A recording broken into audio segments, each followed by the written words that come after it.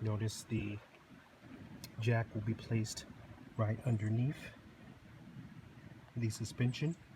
This will give you support to jack up the car.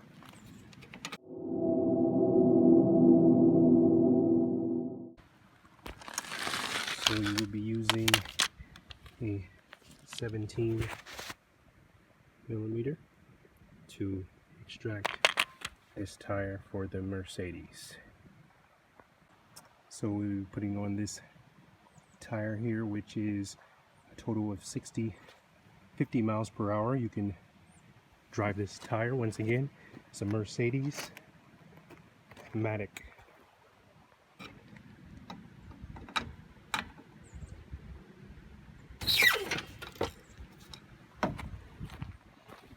This change could be finished in just about 10 minutes.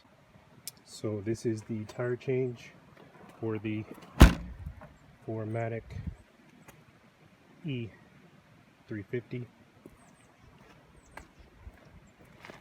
This is right after it's finished.